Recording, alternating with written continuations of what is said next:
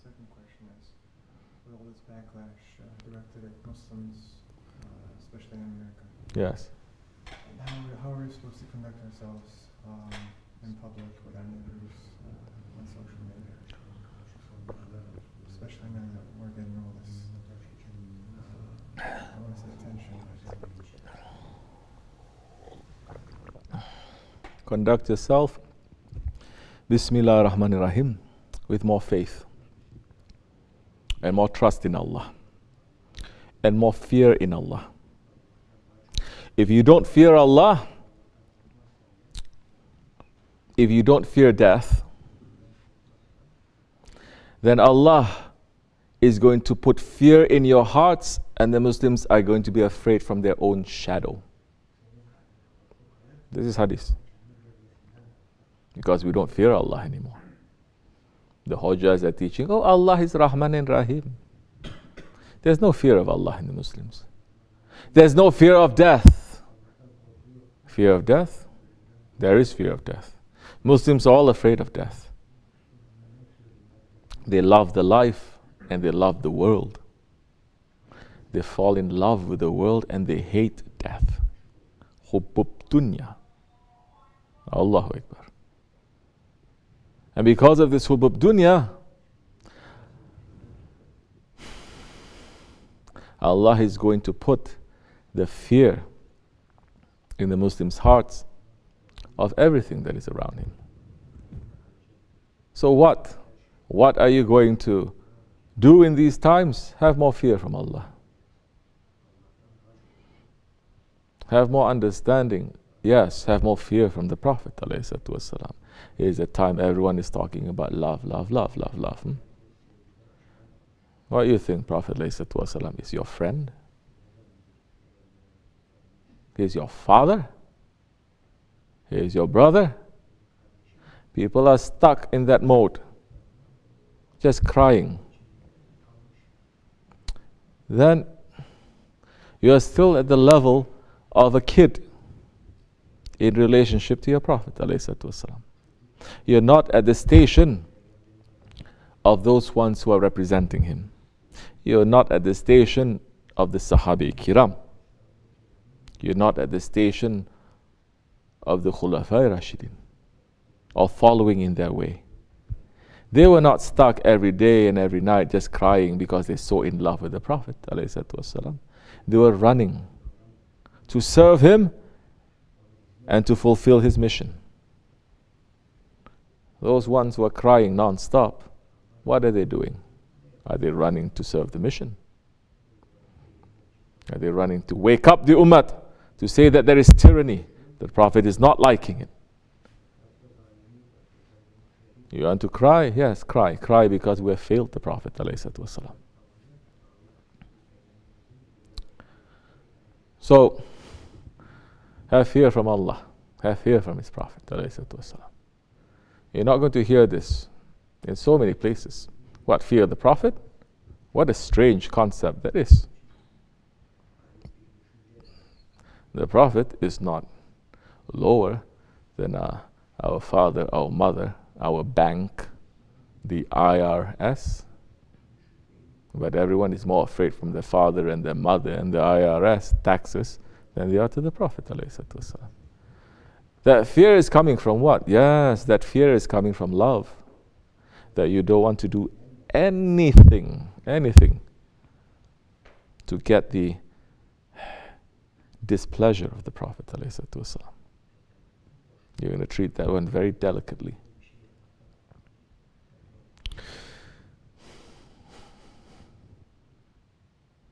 If you have faith, you're going to be protected. If you have faith and you're following someone, more you're going to be protected. Not just by his du'as and this or that. You must follow the sohbat.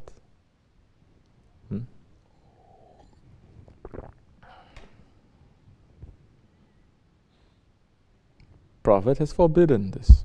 People from running around in the streets. Awliya Allah has forbidden it from people running around in the streets.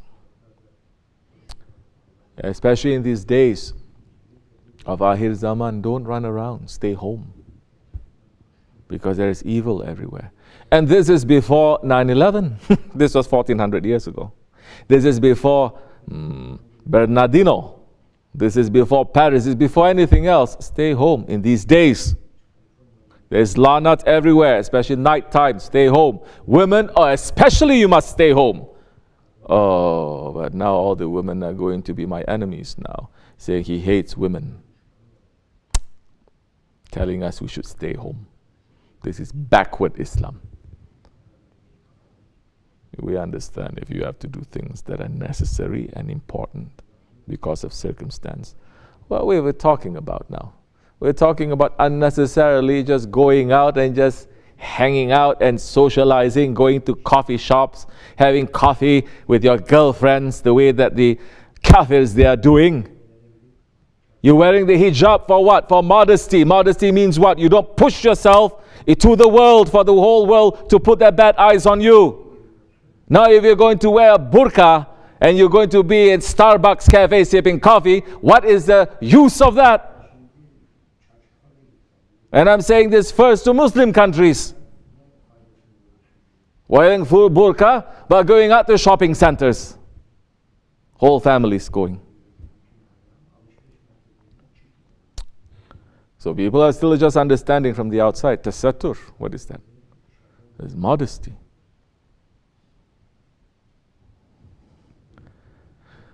So now, what are you going to expect now? You're wearing something, you're looking, Muslims, so many Muslim women. Now, Allahu Alam. But sometimes Allah makes other people to know also. Now, maybe so many, they take off the hijab because of this. Correct. And what they're going to say first, it's a life-threatening situation. MashaAllah. Which wife of Sahabi did that? Which Sahabi did that? Oh, you don't understand. Yeah, of course we don't understand. We're only going out in public with our turbans and our jubbas. That's why we don't understand. You're going out like that to do the things that this world is saying this is the lifestyle of the world. Don't let your hijab to stop you from the lifestyle of the world. You want to play basketball? Go ahead. Play basketball. You want to do what? You want to do swimming, synchronized swimming. Don't let it stop you. Just wear the hijab. Don't let the hijab stop you from the hijab is supposed to stop you. That is the duty of the hijab. It is supposed to stop you. When we're wearing this, it's supposed to stop us from entering into different areas that is going to be filled with nothing but the love of this world. We're going to understand. We're doing that, representing Islam now. Not even necessarily going to go out, even to buy things like this. It's not necessary, correct? Then you're going out there, then people look at you with such hatred, and they say things to you. What do you expect?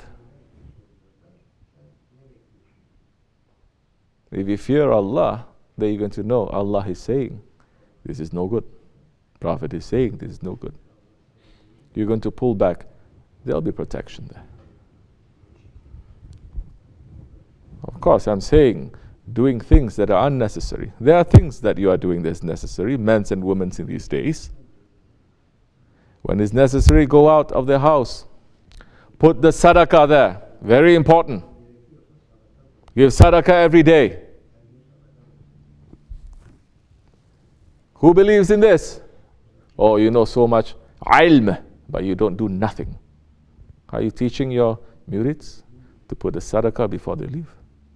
Are you teaching them to recite at least one ayatul kursi? In our way, we have to recite 21 ayatul kursi when we leave the house. Are you doing all of these things? Yeah, no. Then you're not going to get any protection then. That's why you're going to fear from everything. Understand? Other than that, don't worry, Allah is with you. The Prophet is with you. The awliya Allah, if you're holding on to them, they are with you. Be intelligent, be awake. You understand? Then your heart is going to tell you, go there, don't go there. Look over there, don't look over there. but Allah is with you. Doesn't matter. This world,